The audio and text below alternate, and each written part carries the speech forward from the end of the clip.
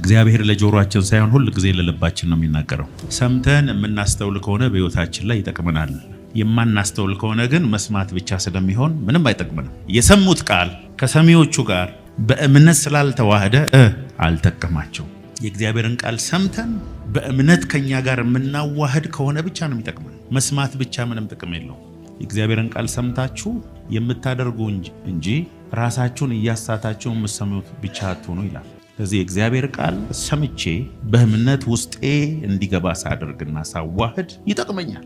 መንገድ ዳር የወደቀው የእግዚአብሔር ቃል ዘር ወፎች መጥቶ የነጠቁት የሰማው ሰውዬ ስላላስተዋለ እንጂ ቃሉ ስለማይሰራ አይደለም። ቃሉ በሕይወታችን እንዲሰራ የእግዚአብሔር ድርሻ ብቻ አይደለም ማለት ነው። የኔም ድርሻ አለ። የሰማሁትን ቃል እንደ እግዚአብሔር ቃል ሰምቼ በእምነት ከኔ ጋር እንዲዋሃድ ባደረግኩት ልክ በኔ ሕይወት ይሰራል የእግዚአብሔር ቃል።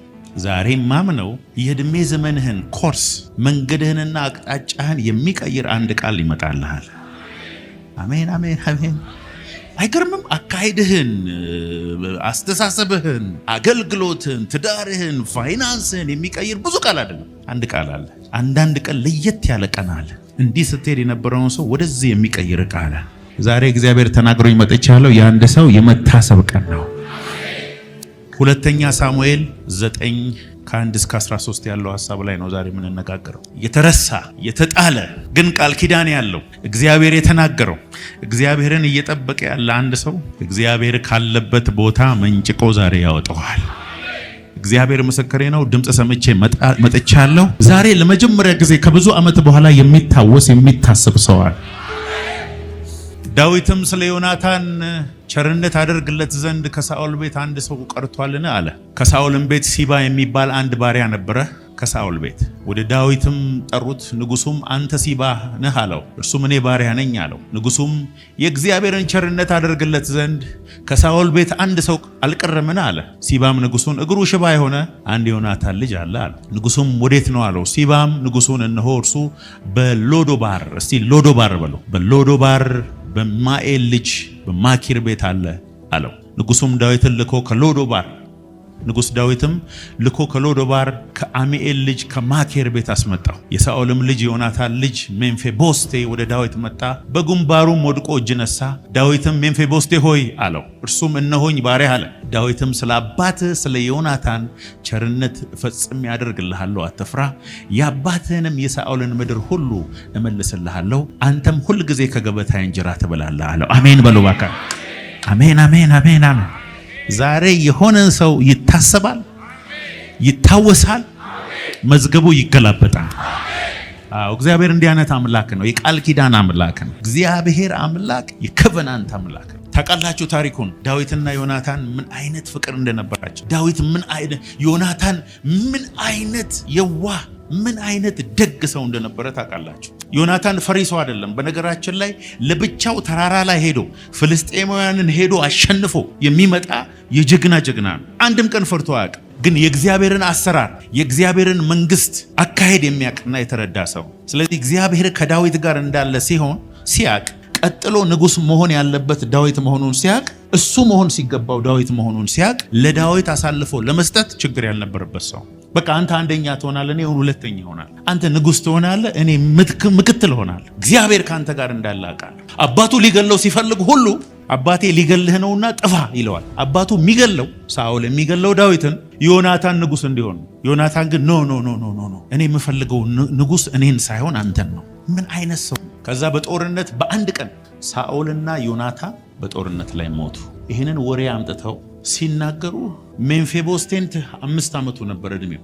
በ5 ዓመቱ እሱን የምትንከባከበዋ ሞግዚት ነርስ ነው የሚለው እንግሊዘኛው። ነርሷ የነሱን ሞት ስትመጥ ሕፃኑን ይዛ ስትሮጥ ድንጋይ ላይ ወደቀና እግሩ ሽባ ሆነ። አያቱ ንጉሱ ሞቷል። አባቱም ደግሞ ፕሪንሱ ሞቷል። ንብረታቸው በሙሉ ተወርሷል። ይሄ ሰውዬ የት ይገኛል? ሎዶባር የተባለ ቦታ። ሎዶባር ማለት የቆሻሻ መጣያ ቦታና ምድረ በዳ ነው። ሰው የሚኖርበት አይደል። ሎዶባር የስሙ ትርጉም ራሱ የቆሻሻ መጣያ ማለት ነው። ስለዚህ ስለ ራሱ የሚያውቀው ነገር አንድ ነገር ነው። የኔ ፍጻሜ የኔ መጨረሻ ሎዶባር ነው። የሚበላ ነገር ካለኝና እድሜ ከቀጠለ ይበቃል ብሎ ተስፋ ቆርጦ በሚኖርበት ቀን አንድ ቀን እንደ ዛሬ አይነት ቀን አቤት የሆነ ሰው አለ እኮ እኔ ከዚህ በኋላ የመጨረሻ ደስታዬን አይቻለሁ። ከዚህ በኋላ ምንም በረከት አይጠብቀኝም። የኔ ነገር አልቋል። መጨረሻዬ አሁን ያለውበት ነው ብሎ የመጣ እዚህ አዳራሽ አለ። ዛሬ አባትህ በጌታ በኢየሱስ ስም የመታወስ ቀን ነው ይልሃል። አልገባም። ዘመድ አለው የለውም፣ ገንዘብ አለው የለውም፣ ስም አለው የለውም፣ እግርም የለውም። በሰው ቤት ተጠልሎ ቆሻሻ ውስጥ የሚኖር ሰው ነው። አንድ ቀን ዳዊት ቁጭ ብሎ ስለ ዮናታን እያሰበ አለቀሰ። ወይኔ ዮናታን ወዳጄ፣ ከብዙ መከራ ያዳነኝ፣ ሞቴን ሳይሆን ሕይወቴን የፈለገ ዮናታን፣ የራሱን ዙፋን የሰጠኝ ዮናታን፣ እባካችሁ ለዚህ ሰውዬ ስል ለአንድ ሰው ቸርነት ማድረግ ፈልጋለሁ፣ ፈልጉልኝ እባካችሁ። ዛሬ ሆለ ስላንተ አይደለም፣ ስለ አባትህ ስለ ኢየሱስ ተብሎ በቀራንዮ መስቀል ላይ ስለተከፈለልህ ዋጋ ብዙዎቻችን እኔንም ጨምሮ በእድሜ ዘመናችን ብዙ ጊዜ ተስፋ ቆርጠናል። ብዙ ተስፋ ቆርጬ አውቃለሁ። እግዚአብሔር የተናገረኝ ውሸት መስሎኝ ያውቃል። እግዚአብሔር ራሱ ያታለለኝ መስሎኝ ያውቃል። ትንቢትና የእግዚአብሔር ድምፅ ውሸት ነው ብዬ አውቃለሁ። እኔ ስላልኩ ግን እግዚአብሔር የተናገረውን ከማድረግ ወደ ኋላ አይልም። እግዚአብሔር ነው። እግዚአብሔር ታማኝና እውነተኛ አምላክ ነው። ሲባን ጠራው። ለዮናታን ስል ለወዳጄ ስል ቸርነት የማደርግለት ሰው እባክህ አለ ወይ ሲል የማይጠቅም ሽባ የሆነ ቆሻሻ ውስጥ የተጣለ ማንም የማይፈልገው ተራ የሆነ ሰው አለ። ምን ይጠቅማል አለው። በፍጥነት አስመጣልኝ። የዛሬው ቀን የሱ ቀን ነው። ይኸው ለእኔ ስለ ሜምፊቦስቴ እያወራሁ አይደለሁም፣ ስለ አንተ ነው እያወራሁ ያለሁት። የሰማይ አምላክ እግዚአብሔር አንተን የሚያስብበት ቀን ዛሬ ነው።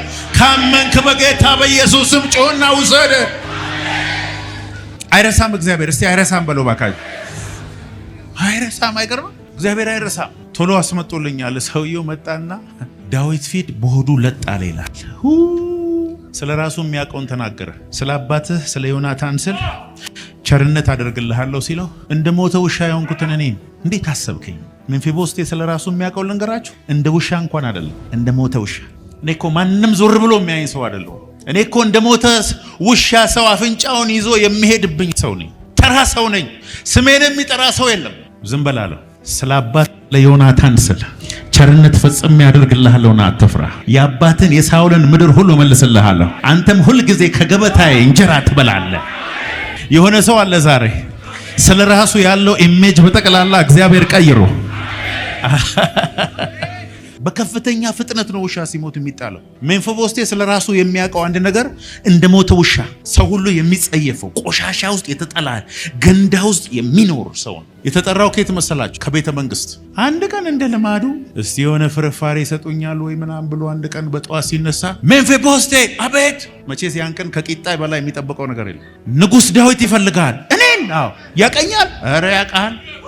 አንተም ትታወቃለህ፣ አባቴ ይታወቃል፣ አያቴ ይታወቃል። ኧረ አሜን አሜን። የሆነ ሰው ካለ ዛሬ እግዚአብሔር በጠዋት በማለዳ መጥቶ ስሙን ጠርቶ ልጄ ሆይ ያንተ የመከራ ዘመን የለቅሶ ዘመን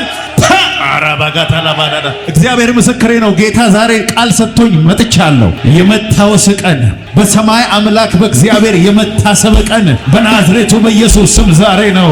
ካመንክ ጩኽና የመታሰብ ቀኔ ነው በል። እግዚአብሔር ሊባርከው የፈለገውን ሰው በየቀኑ በየሰዓቱ በየወሩ አይባርከውም። ሲዝን አለው። መከራ ሲዝን አለው። የመረሳት ሲዝን አለው። የመጣል ሲዝን አለው። እግዚአብሔርነቱን መግለጥ ሲፈልግ የመጀመሪያው ምልክት እንዲያውም መከራ ነው። ትጠጣታለህ እንደ ውሃ። ከእግዚአብሔርና ከሰይጣን ጨካኝ ማን ነው ብትሉ፣ እግዚአብሔር በሚወዱት ሰዎች ላይ የሚጨክነው ይበልጣል። ይቅርታ አድርጉልኝ። ጨካኝ ዮሴፍ የ17 ዓመት ጎረምሳ ሮጦ ያልጠገበ ትንሽዬ ልጅ ነው። አባቱ ቤት ተንቀባሮ የሚኖር ሰው ነው። ምግብ አማርጦ ነው የሚበላው። አባቱ ከልጆቹ ሁሉ የተለየ ጌጠኛ ባለብዙ ቀለም ልብስ ነው የሚያለብሰው። የእግዚአብሔር አይን አረፈበት። የእግዚአብሔር አይን ሲያርፍብህ መጀመሪያ የሚሆንብህ መከራ ነው። አም ሶሪ። በሰላም ምግብ አድርስ ተብሎ ምግብ የሚባለው ነገር ምን አይነት መንፈሳዊ ሚስጥር እንዳለው አንድ ቀን አስተምራቸው። ዝም ብለህ እንዲህ ብታስገባው ምግብ መንፈሳዊ ሚስጥር አለ። ከኤደን ገነት የወጣ ነው በምግብ ነው። እውነት ውሸት። ሰይጣን ኢየሱስን የፈተነው ብላ ብሎ ነው።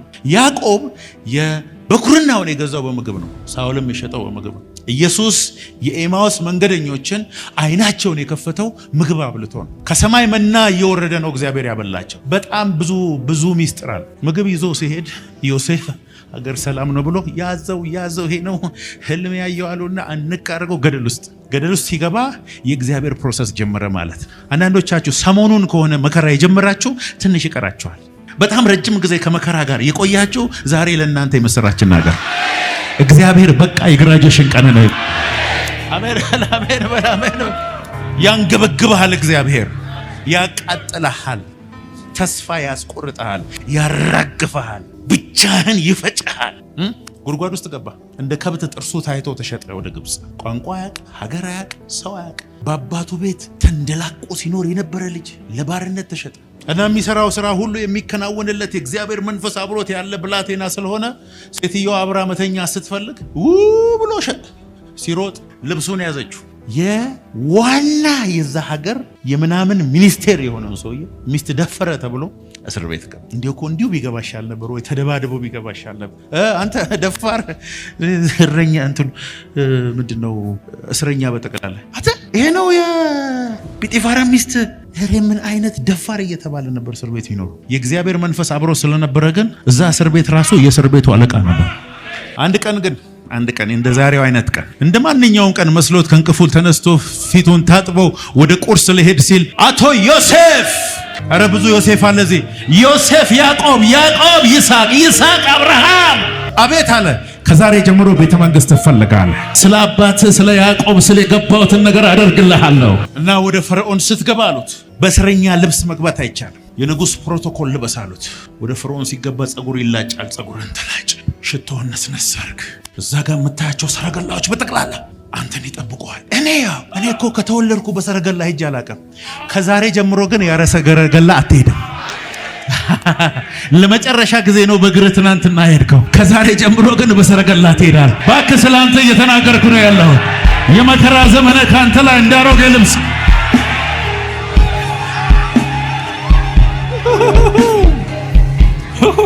ሜምፊቦስቴን ቆሻሻ መጣያው ስታዩት አንድ ቀን የንጉሥ ገበታ ላይ ለዕድሜ ዘመኑ ይቀመጣል ብላችሁ ማሰብ ትችላላችሁ። የአባቱ የአያቱ በምድሪቱ ላይ ያለ እርሻ በጠቅላላ ለሱ እንደሚመለስ ታምናላችሁ? በምን ተአምር? አንድ ቀን ስሙን ጠርቶ የማያውቅ ሰው፣ ምድር ሁሉ ለሱ የሚሰራለት ሰው። የሲባ ልጆችና 20 ሰራተኞች በጠቅላላ የሚሰሩት ለሜምፊቦስቴ። ያው ሜምፊቦስቴ ለሚበላው እኮ አይደለም፣ ለአንዳንድ ወጪዎች የሚሆን የሱ ምግብማ የንጉሥ ገበታ። እርሻ ላይ የሚሰሩት ምናምን ተሸጠው ለአንዳንድ ነገሮች የሚውሉ ናቸው። ሚስሌኒየስ ኤክስፔንስ ናቸው። ሁላችንም በመከራው ስንሆን አንድ ቀን እግዚአብሔር አስበውን ሰው እንሆናለን ብለን አናስብም። ለምን? ነገሮቻችንን የምናየው ከራሳችን አንጻር ስለሆነ። እኔ በመከራ ጊዜ በነበርኩ ጊዜ እግዚአብሔር መጥቶ አይዞ ትነሳለህ፣ ሰው ትሆናለህ፣ ዓለም ትዞራለህ፣ ከታላላቆች ጋር አቆምሃለሁ ሲለኝ ተወኝ እግዚአብሔር ወይ እባክህ። ትንቢት በጆንያ ጭኜ እኔ በቃ ይበቃኝ። እኔ አሁን የምፈልገው እንደ ማንኛውም ሰው በሰላም ወጥቶ በሰላም የሚገባ ሰው አድርገኝ። ወደ ዓለም መዞሩን እግዚአብሔር ትቼዋለሁ። ወደሱ እንደ ሰው የሚስቅ እንደ ሰው የሚበላ እንደ ሰው የሚወጣ ሰው ብቻ ካደረከኝ ይበቃኛል ብዬ አውቃለሁ። ስንረሳ፣ ስንጣል፣ ስንተው እግዚአብሔር ራሱ የሚያቀን ራሱ አይመስለንም። ስለኛ ጉዳይ ያለው አይመስለንም። ትዝ የምንለው አይመስለንም። ለእነንትና ነው እንጂ እግዚአብሔር እኔ ጉዳዩ አይደለም። ጸልይ፣ ጨው ዘይት ተቀባው፣ ተንከባለል፣ ትንቢት ሰማው፣ ምንም የሆነ ነገር የለም። ዮሴፍ 13 ዓመት ሙሉ እስር ቤት ውስጥ ሲያሳልፍ ለዛ ሰው ሁሉ እንቆቅልሽ ሲፈታ ስለ ራሱ ያላለቀሰ ይመስላችኋል? እግዚአብሔር ሆይ የታለ የተናገርከኝ ያለ አይመስላችሁም? እግዚአብሔር ሆይ ለአያቴ ለአብርሃም የገባው ቃል ኪዳን የታለ? የእድሜ ፍጻሜ በማላቀው ሀገር ውስጥ ጠያቂ በሌለው ቦታ ቀባሪ ያሳጥተኝ እዚህ ልትገለኝ ነው ያለ ይመስላችኋል? ሰው ሁሉ እስረኛ እኮ ምግብ ይዞ መጥቶ ሲጠይቁት ዮሴፍን የሚጠይቀው ሰው የለም። ሰው ሁሉ በራሱ ቋንቋ ሲያወራ የተለየ እንግዳ ስትሬንጅ ሰው እስር ቤት ያለ ሰው እኮ ዮሴፍ ነው። ተራ ሰው ነው። የሰው ሚስት የደፈረ ሰው ነው። ወንጀለኛ ሰው ነው አይደለም። የሰማይ ሁሉ ፌቨራይት እሱ ነው። በዛን ጊዜ ምድር ላይ ከነበሩ ሰዎች ሁሉ የዮሴፍን ያህል ኢምፖርታንት ሰው የለም። ኢኮኖሚ ዳሽቋል። ጠያቂ ያታሃል። የሚደውል ሰው የለም። ነገሮች ሁሉ ተዘጋግቶብሃል። የዛሬው ቀን በጌታ በኢየሱስ ስም ያንተ ነው። እግዚአብሔር ምስክሬ ነው። እንደዚህ ተስፋ ቆርጠው ሁሉ ነገራቸው ተቆላልፎ ተዘጋግቶ የመጡ ሰዎች ናቸው እግዚአብሔር በግድ ጠምዝዞ ዛሬ ያመጣቸው። እናንተ ሰዎች የዮሴፍ አምላክ፣ የሜምፊቦስቴ አምላክ፣ የአብርሃም አምላክ፣ የይስሐቅ አምላክ፣ የያዕቆብ አምላክ እንደዚህ ይላችኋል። ዛሬ መዝገባችሁ የሚገላበጥበት ቀን ነው። የጠበቃችሁት ጌታ በድንገት በቤታችሁ የሚከሰትበት ቀን ነው። ከዛሬ ጀምሮ አዲስ የህይወት ምዕራፍ የምትጀምሩበት ቀን ነው። ታመንክ ጮህና በኢየሱስ ስም አሜን በላ። ብዙ ይመስላችኋል አይደል? የእናንተ ነገር እናንተን ለመባረክ ለእግዚአብሔር በጣም አስቸጋሪና ኮምፕሊኬትድ የሆነ ነገር ይመስላችኋል። እንደሱ የሚባል የለም። እግዚአብሔር ከፈለገ ይኸውልህ አንድ ሰው ብቻ ነው የሚልከው ወደ አንተ። የህይወትን ታሪክ ለዘላለም የሚቀይር አንድ ሰው ይልካል። ከዛ በኋላ ይኸውልህ ስምህ ተቀይሯል፣ ታሪክህ ተቀይሯል፣ ዘመንህ ተቀይሯል፣ ፋይናንስ ተቀይሯል። እግዚአብሔር ሆይ ያን ኢምፖርታንት ሰው ወደ ልጆች እንድትልክ ጸልያለሁ። እና ሃማ አልሰገደልኝም ብሎ መርዶክዮስን ሊያርደውና ሊገለው መስቀል ባዘጋጀ ጊዜ ንጉሱ እንደለመደው ያ ምርጥ የንጉስ አልጋ ላይ ሲተኛ እግዚአብሔር እንቅልፍ ነሳ። የኔ ልጅ ነገ ሊሰቀል አንተ ልተኛ ተነስ፣ ጎኑን ቶ አርጎ አስነሳው። ከዛ ቢል እምቢ አለ፣ በዛ ቢል እምቢ አለ፣ በዚህ ቢል እምቢ አለ። ከዛ መዝገብ ማገላበጥ ጀመረ። ኧረ አሜን አሜን። የሆነ ሰው መዝገብ ዛሬ ለብዙ ዘመን የተጻፈ መዝገብ እግዚአብሔርን ብዙ ዓመት የጠበቀ እንደዚህ ይገላበጥለታል። አሜን አሜን አሜን። መዝገብ ተገላበጠ። እኔ ማምነውን አንድ ነገር ልንገራችሁ። እግዚአብሔር ዛሬ ስለ አንድ ሰው ብሎ እንቅልፍ የሚነሳው አንድ ሰው አለ። በቃ አንተን ካረዳው፣ አንተን እግዚአብሔር የተናገረ ቦታ ካላደረስኩ ብሎ ስለ አንተ እንቅልፍ የሚያጣ አንድ ሰው ዛሬ በናዝሬቱ በኢየሱስ ስም መልአክ አዘዝኩበት። ብዙዎቻችን ታሪካችን ለመቀየር የሚያስፈልገን አንድ ሰው፣ ብዙ መዝገባችንን ይዞ የተቀመጠ ሰው አለ። አካሄድህን እንዲሽፍት ለማድረግ የሚያስፈልግ አንድ ሰው አለ። ከዛ በኋላ መዝገቡን ሲያገላብጥ ለካ መርዶክዮስ ሰውዬ ብዙ ታሪክ ሰርቶ በዛ መጽሐፍ ተጽፎ ምንም ሳይደረግለት ተረስቷል። አንዳንድ ነገሩ እንዲረሳ የሚያደርገው እግዚአብሔር እንደሆነ አታውቅም። ዮሴፍም ህልም የፈታለት ሰውዬ ሲወጣ ረሳው። አንተንም አሜሪካ ሄጄ እንዲያደርግልሃለሁ ያለ ሰው ረሳ። እንደዛና እንደዛ ትሆናለህ የሚል ረሳ። እግዚአብሔር ነው እንዲያደርገው። እንኳን ረሳ። በእግዚአብሔር ጊዜ እንቅልፍ ያጣል። በእግዚአብሔር ጊዜ እንቅልፍ ያጣል። ልክ እንደ ሜምፊቦስቴ ዛሬ ስሙ የሚጠራ ሰው አለ።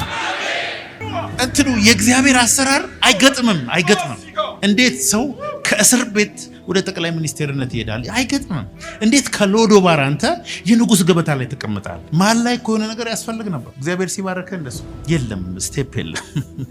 አስባችሁታል? የሆነ ሰው አንደኛ ክፍል ገብቶ በአመቱ 12ኛ ክፍል ማትሪክ ላይ ሲቀመጥ ማለት እኮ ነው። የማይሆን ነገር እኮ ነው። እግዚአብሔር በረከት እንደሱ ነው። እግዚአብሔር በረከት እንደዚህ ዓለም ሁሉ ፈልጎት የሚሄደውን ሰው አንተ ቤት ሰውየው ራሱ በራሱ ተጉዞ መጥቶ በርህን ያንኳኳል። ስለመታሰብ ከኔ በላይ የሚነግር ሰው የለም። ስትረሳ፣ ስትጣል፣ አገልግለ፣ ሮጠ፣ ተቀብተ፣ ጾም፣ ጸልየ፣ ተራራ ገፍተ፣ የሚደውልልህ የለም፣ የሚፈልግህ የለም፣ ሰላም የሚል የለም። ጠላት ደግሞ መጥቶ ተሸወድክ። ከዚህ በኋላ አንተ ሰው አትሆንም። እነገሌ ናቸው፣ አንተ አይደለህም፣ አንተ የተመረጥከው አይደለም። ኑሮን ስታየው እግዚአብሔር ካለው ይልቅ ሰይጣን ያለው ልክ ነው። ሁኔታን ስታየው ሰይጣን ያለው እግዚአብሔር ካለው የበለጠ እውነት ነው። እዛ ቁመታ አጥሮ ሜምፊቦስቴ የንጉስ ገበታ ላይ ነው የተቀመጠው። አስቡት። ዳዊት ምን እንዳለው መጽሐፍ ቅዱስ ይናገራል። ከጎኔ ያለው ሰው ነገ ያንተን ህይወት ፈንታ የሚወስን ታላቅ ሰው ሊሆን ይችላል። በምንም የማልደራደረው በምንም ጥያቄ የሌለኝ 500% የተመለሰልኝ ጥያቄ ምን እንደሆነ ልንገራቸው። እግዚአብሔር ታማኝ ነው። እግዚአብሔር ታማኝ ነው። አንተ ታማኝ ባትሆን ራሱ እሱ ታማኝ። እግዚአብሔር ጋር ቁጭ ብለህ ተወራርደህ ልታሸነፍ እንዲያገልግዬ እንዲኖር የለ እንዲሰጥች ይሄው ባዲህን ቀረው በተአምር እሱ የለ አልፈልግም ብትል ራሱ ተከታትሎ አስገድዶ ይባርካል እግዚአብሔር። ሜምፊቦስቴ ሻወር ወሰደ። ቤተ መንግስት ሻወር ወስዶ አያውቅም። መኖሪያው ቆሻሻ ነው። በቤተ መንግስት ሳሙና ነው የታጠበው። በቤተ መንግስት ወርቅ ነው ይበላል። እግዚአብሔርን አገልግለሽ በየመንገዱ ስለሱ ለፍልፈሽ በጥፊ ተመተሽ ተዋርደሽ ተተፍቶብሽ እግዚአብሔር ተራ ሰው አድርጎ ሊገልሽ የለማ በዙፋኑ የለም። በቃ እንደሱ ካነ እግዚአብሔር በዙፋኑ እግዚአብሔር ታማኝ አምላክ። ማንም ሰው መጥቶ እግዚአብሔር ታማኝ አይደለም ብሎ ሊያሳምነኝ አይችልም። በናዝሬቱ በኢየሱስም እግዚአብሔር ያየልህን ታያለህ። አታሳንስ፣ ራስህን አታሳንስ። እስረኛን ከፈለገ ንጉስ ማድረግ ይችላል። እረኛን ንጉስ ማድረግ ይችላል። ከሎዶባር አውጥቶ የንጉስ ገበታ ላይ ማስቀመጥ ይችላል። እሱ ታማኝ አምላክ ነው። የፈለከው ጌታ ዛሬ በድንገት ወደ ቤት ይገባል። ካለህበት መንጭቆ ሰው ያደርግሃል። ሃሌሉያ ሃሌሉያ። ምንድነው ሚስጥሩ? ይኸውላችሁ ብዙ ሰዎች ስለ ቅድስና ሲያወሩ የቅድስና ዋናው መቀደሻው መንፈስ ቅዱስ። በመንፈስ ተመላለሱ የሥጋን ምኞት አትፈጽሙም ነው። ዳዊትን ዳዊት ያደረገው የእግዚአብሔርን ሕልውና የእግዚአብሔርን መገኘት እግዚአብሔርን መውደዱ ነው። ምንም አካዳሚክ እውቀት የለውም ዳዊት። አንተ የምታውቀውን ሩብ ዳዊት አያውቅም። ቻትጂፒቲ ያውቃል ዳዊት። አይፎን 17 ያውቃል ዳዊት። ቴሌቪዥን ያውቃል ዳዊት። መጽሐፍና ማንበብ ያውቃል ዳዊት። በግ ነው የሚያውቀው፣ በረባሶ ነው የሚያውቀው፣ ሽልጦ ነው የሚያውቀው። ይሄው ሌላ የለም። ክራሩን ግን ሲነካካ እንደዚህ ነው የሚለው፣ እግዚአብሔር እረኛዬ ነው፣ የሚያሳጣኝ የለም፣ በለመለመ መስክ ያሳድረኛል። እግዚአብሔርን አንዲት ነገር ለመንኩት፣ እሷንም ብቻ ሻለሁ፣ በሕይወቴ ዘመን ሁሉ በሱ ሕልውና ውስጥ ነው። እግዚአብሔር እንደዚህ ያለ እንደ ልቤ የሆነ ፈቃዴን የሚፈጽም የእሴይ ልጅ ዳዊት አገኘው፣ ይሄን ንጉሥ አደርገዋለሁ አለ። ይሄ ንግስና የሚገባው ሰው ነው አለ። ክብሬን በላዩ ላይ አስቀምጣለሁ አለ። እኔን እፈልገዋልና እኔ ደግሞ አከብረዋለሁ አለ። ይሄ ሰው ታላቅ ይሆንልኛል አለ። ዮናታን ረዳው አልረዳው፣ ሳኦል አሳደደው አላሳደደው፣ ዳዊትን ንጉሥ ከመሆን ሊከለክለው የሚችል በሲኦልም ያለ በሰማይም ያለ ኃይል የለም። አለቀ። ከሰማይ የተቆረጠ ነገር። እግዚአብሔር ከሰማይ የመረጠውን ሰው ለማስቆም ዓለም ላይ ያሉ ሰዎች ሁሉ ተደራጅተው ቢሞክሩ ጊዜያቸውን ያባክናሉ፣ ያጠፋሉ እንጂ የሚያደርጉት ነገር የለም። እግዚአብሔር ብቻ እንደጠራህ እርግጠኛ ከሆንክ ዛሬ ከገባህበት ስርቻ ውስጥ መንጭቆ እግዚአብሔር ያወጣሃል። አሜን በሉ ባካችሁ።